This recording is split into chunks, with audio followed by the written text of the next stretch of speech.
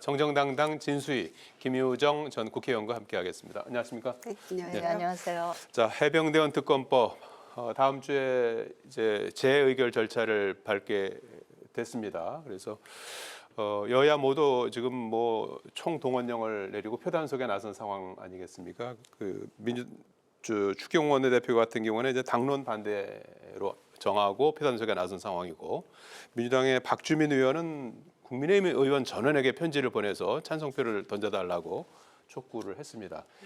김웅 의원 같은 경우에는 뭐 10명 이상의 이탈자가 나올 것이다 이렇게 또 예상을 했고, 실제로 김웅 의원 그리고 안철수 의원, 네, 유이동 의원 네. 세 분이 공언을 했고, 이게 무기명 비밀 투표여서 실제로 뭐 출석을 또 안 하는 분도 계실 수 있고, 출석을 해서도 또 어떻게 또 표결을 할지 알 수 없는 그런 상황일 것 같은데 어떻게 전망하십니까?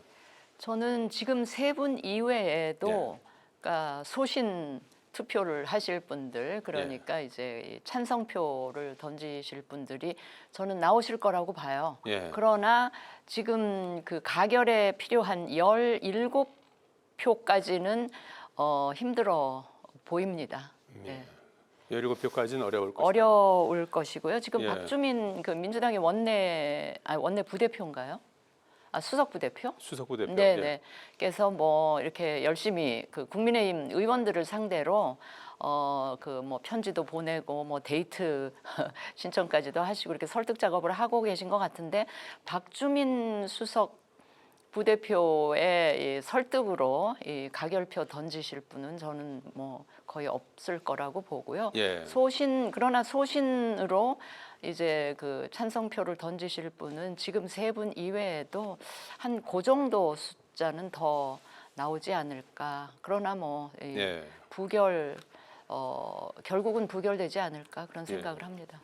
지금 다음 주에 있을 이 표결에 대해서 우리가 주목하는 내용들이 뭐 몇 가지가 있고, 뭐 여야가 지금 뭐 그 내용과 절차에 관해서도 진실 공방을 벌이고 있는 그런 상황 아니겠습니까? 그리고 뭐 부결이냐 가결이냐 이 결과도 굉장히 중요한 부분이고, 또 어떤 결과가 나오든 간에 그 뭐 내용에 있어서 이탈표가 얼마나 나오느냐 이런 부분도 상당히 중요할 것 같아요. 어떻게 전망하시는지요? 그에 앞서서 지금 수석 부대표는 박성준 수석 부대표고요. 박주민 수석 부대표 했었는데 지금 당직을 뭘 맡고 계시는지는 모르겠어요.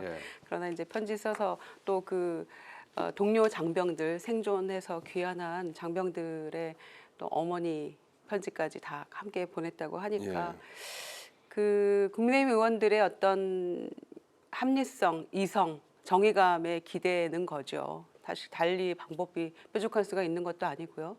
그래서 저는 통과는 장담 못하지만 3명 이상의 찬성표는 반드시 나올 것이다 이렇게 생각합니다. 그리고 민주당 의원들도 뭐 얘기하기를 그 3명뿐만 아니라 본인들 생각에는 몇 명은 최소한 더 있다라고 얘기하는 걸 보니까 아마 어느 정도 분위기 감지가 되는 것 같은데, 이탈표의 숫자를 보면은 22대 국회에서 만에 하나 21대 통과가 안 된다면 22대 국회에서 가능성을 조금 엿볼 수 있겠죠. 그때는 한 8표면 되는 거니까. 그런데 어제 추경호 원내대표가 이제 당론이다 이거는, 그래서 부결시켜야 한다고 얘기를 했습니다마는 여러 가지 예를 들면서 바이든 대통령도 11번의 거부권을 행사했다라는 정말 후한무치한 말씀을 하셨어요. 그거는 가족이나 이쪽에는 다 통과를 시켰고 역대 어느 대통령 세계사적으로 유례 없는 본인과 가족에 대한 특검법을 거부하는 사례는 거의 없다고 생각합니다. 그런 점에서 그 예를 들어도 굉장히 잘못 들었다. 바이든 대통령도 가족과 관련해서 특검 다 통과시켰었잖아요. 그래서 국민의힘 의원들이 이 부분에 있어서만큼은 정말 이건 진영의 문제도 아니고 여야의 문제도 아니기 때문에 정말 그 정의롭게 28일 날 표결에 임해 주시기를 기대하겠습니다. 결과가 이제 어떻게 나올지 같이 보기로 하겠습니다. 자, 이 21대 국회가 다음 주 29일로 종료가 되지 않습니까? 그리고 30일부터는 22대 국회가 시작이 되는데, 21대 국회 이제 종료를 앞두고 김진표 국회의장이 어제는 이제 기자간담회를 하셨고, 그제는 초선 당선인 131명을 대상으로 연찬회에 가셔서 PPT를 띄워놓고 원래는 40분인데 80분 동안 아주 그 작심 발언을 좀 많이 하셨습니다. 그래서 여러 말씀을 하셨는데 그 가운데서 이제 팬덤 정치의 어떤 문제점 이런 부분들을 좀 비판을 했고 새로운 국회에서는 진정한 의회주의가 이루어지길 희망한다. 이제 이런 그 내용을 말씀하셨습니다. 그리고 우리 정치가 현재 뭐 승자 독식이라든지 양극화 이런 부분이 상당히 폐해가 심각해서 선거법 개정 이런 부분을 시도했지만 그러지 못한 부분에 대해서는 좀 회한의 말씀도 좀 하셨고 그렇습니다. 전체적으로 어떻게 들으셨습니까? 저는 우선 물러나시는 김진표 국회의장 지난 2년간 참 어려운 국회 운영하시느라 참 고생 많으셨다라는 그런 말씀을 우선 드리고요. 예. 결과물은 못 냈지만 나름 굉장히 애를 많이 쓰셨어요. 그래서 선거제도 관련한 공론화 특위도 운영을 하셨고 아직 결론을 못 내고 있는 이 국민연금개혁 관련한 공론화 특위를 만들어서 어떻게든 뭔가 이 개혁을 이루어 보려고 애쓰신 거는 제가 그 노고에 대해서는 충분히 그 높이 평가를 해 드리고 싶고요. 예. 어제 이제 기자 간담회에서 말씀하셨던 그 팬덤 정치의 폐해에 대해서 굉장히 우려를 많이 하셨고 대의 민주주의가 훼손되는 부분에 대한 우려에도 저는 어제 그 김준표 의장이 하셨던 말씀에 전적으로 공감을 일단 표시하고요. 예. 저 팬덤 정치의 폐해는 우리 모두가 다 같이 그 우려를 하고 그거를 불식시키기 위한 방향으로 노력해야 된다고 저는 생각을 하고요. 그럼에도 불구하고 이 최근에 민주당의 대응 방식은 저는 굉장히 잘못됐다라고 말씀을 드릴 수밖에 없는데 그 국회의장 후보 선출하는 과정에서 나타난 그 결과에 대한 민주당 당원들의 분노, 탈당하겠다는 뭐 으름장을 놓는다든지 뭐 당원들은 그럴 수 있다고 보는데 그런 상황에 대한 민주당이 당 차원에서의 대응 방식에 대해서 저는 굉장히 잘못됐다라는 우려를 표시를 할 수밖에 없는데요. 지금 물론 디지털 시대가 본격화되면서 직접 참여 방식의 이 정치 행위가 늘어나고 있는 건 많은 사실이지만 그럼에도 불구하고 지금 우리나라 정치가 채택하고 있는 제도나 시스템은 분명히 대의 민주주의가 근간을 이루고 있는 것이거든요. 그런데 만약에 지금 민주당이 저런 식으로 예컨대 국회의장이나 원내대표는요 국회직입니다. 당직이 아니에요. 그 말씀은 조금 이따가 네네. 당직은 그렇다 하더라도 국회직을 뽑는데 당심을 반영을 한다. 그건 있을 수 없는 일이라고 생각을 합니다.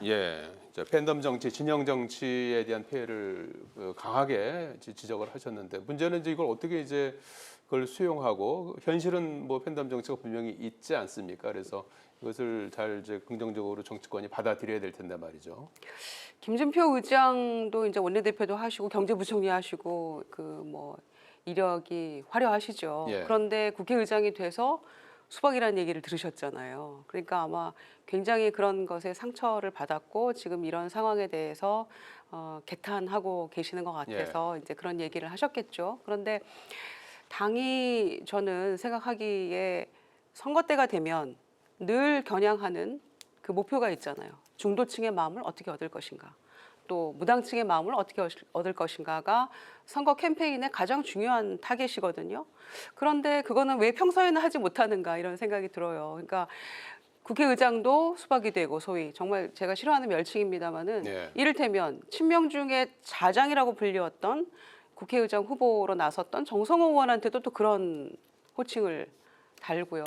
또 최근에는 박주민 의원이 얼마나 정말 거리의 투사처럼 의정활동을 열심히 해온 분이잖아요. 그런데 법사위원장 자리를 놓고 정청래 의원하고 이제 경쟁이 붙을 수 있다라는 그런 취지에서 박주민 의원에게도 심지어 그런 또 멸칭이 사용되는 걸 보고 아마 많은 국민들이 이렇게 가서는 안 된다라는 생각들을 하실 것 같아요. 아마 그래서 그런 지점에서 선거 때만 닥쳐서 무당층 중도층 마음을 어떻게 어치가 아니고 당이 그런 당원들의 마음도 물론 중요하지만 이렇게까지 극단적으로 흘러서는 안 된다는 부분에 대해서는 한 번씩은 짚어야 된다고 저는 생각하고요. 예. 다수박이면 마침내 남는 사람은 누굽니까? 저는 남는 사람이 없을 것 같아요. 지난 공천 과정에서도 소위 친명행제, 비명행사 이런 말들이 난무하지 않았습니까?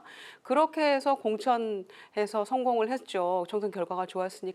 그래서 공천혁명이라는 얘기까지를 했는데 그렇게 해서 완성된 22대 국회를 여는 이 시점에서 또 다른 그런 또 멸칭을 받아야 되는 의원들이 나온다면 도대체 어디까지 이게 가야 되는가라는 거에 대해서 근본적인 고민이 좀 필요하다고 생각합니다. 예. 자, 뭐 현재 그 상황은 어쨌든 이런 그 당원들의 의견을 갖다가 조금은 이제 존중하거나 수용하지 않은 기류가 많은 것 같아요. 어제부터 있었던 민주당 워크숍에서는 당원권 이제 강화 이쪽으로 좀 이제 방향을 잡은 것 같습니다. 그래서 뭐 정해진 건 아니지만 일각에서는 국회의장 후보 경선에서 권리당원의 의견을 뭐 10% 정도 반영하자 이런 의견도 나오고 심지어 50% 반영하자 이런 주장도 나오고 있는 상황 아니겠습니까? 그래서 우상호 의원 같은 경우 오늘 아침 라디오 인터뷰에서 국회직 원내직은 그러니까 국회의장이라든지 원내대표 같은 경우 의원들이 뽑는 게 맞다. 네. 그리고 당원들은 뭐 당 대표라든지 최고위원, 지도당 위원장이라든지 이렇게 당직을 뽑는 게 맞고 이렇게 해서 어떤 그 뽑혀지는 그 대상에 따라서 이제 참여도를 이제 달리하는 그런 그게 이제 관행이다 이렇게 이제 주장을 하시던데요. 아니 그렇죠. 저걸 갖다 당원권 강화하는 거를 당원 민주주의 강화라고 하는데 네. 말이 좋아 당원 민주주의죠. 이거는 극성 팬들한테 휘둘리고 극성 팬들에게 굴복한다는 이야기밖에 안 돼서 저거는 정말 그 어불성설이라고 생각을 하고요. 예. 그 우상호 의원이 말씀하셨다는 대로 당직이야 뭐 알아서 당원 100%로 하든지 그거는 알아서 하시고 심지어는 국회의원 후보나 선출직 후보로 나오시는 분들도 당원 100%로 뽑든지 그거는 뭐 당이 알아서 결정할 일인데 최소한 그 국회직 있잖아요. 국회의장, 그다음에 원내대표, 상임위원장 이런 분들은 이거는 그 국회직이고 국회는 국민을 대표하는 그 기관이잖아요. 그러니까 국민들이 다 참여할 수는 없으니까 국민들이 뽑은 국민들의 대변인이라고 할 수 있는 현직 의원들이 의사가 반영되는 걸로 하는 게 맞고요. 만약에 모든 걸 저렇게 그 당원들의 의사를 묻겠다 그러면 저는 국고보조금 민주당에 줄 하등에 저는 이유가 없다고 봅니다. 네. 국고보조금은 국민들이 세금 모아서 정당 발전을 위해서 각 정당에 비례적으로 지급을 하는 것인데 근데 그거 민심 상관없이 당원들의 뜻대로만 이 당을 운영하겠다 그러면 국고보조금 받을 자격이 없는 거죠. 예. 네.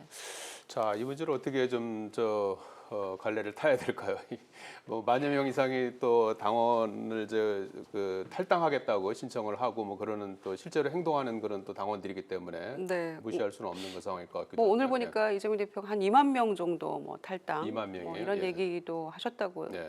기사 난 걸 봤는데요. 그래서 그 당원들의 마음을 달래기 위해서 또 편지도 쓸 계획이다. 뭐 이런 보도가 났던데요. 예.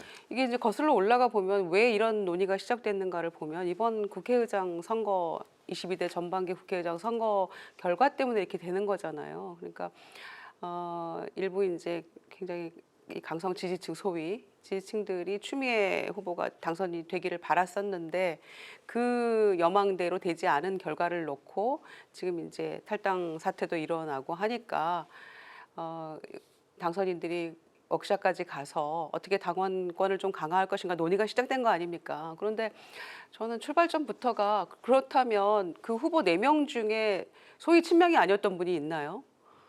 아예 친명 아닌 분은 나서지도 못했잖아요. 그런데 우원식 의원이 그 후보가 당선인이 된 그 결과를 놓고 당원들이 이렇게까지 반발하는 거는 추미애 의장이 돼서 지금 이렇게 실정을 계속하고 있는 2년 넘게 이 윤석열 대통령과의 좀 각을 세워서 그런 속 시원한 모습 보고 싶다라는 그 여망은 알겠어요. 그리고 당원들이 그걸 기대했을 수도 있겠습니다만은 그러나 오늘 투표에서 결과를 놓고 봤을 때 우현식 의원도 이렇게 만만치 않은 분이에요. 그 의정 활동 쭉 그 그 여정을 바라보면 그런데 그렇게까지 할 필요가 있을까? 저는 그거는 의원들의 뜻이기 때문에 우상호 의원에 저는 전적으로 동감하는 측면이 있거든요. 그래서 당원이 뭐 200만이 넘는다 이제 이렇게 당원 숫자가 굉장히 많아지고 또 당원 배가 운동도 하겠다 이렇게 얘기는 하고 계세요, 지도부가. 그런데 당원들이 직접 민주주의와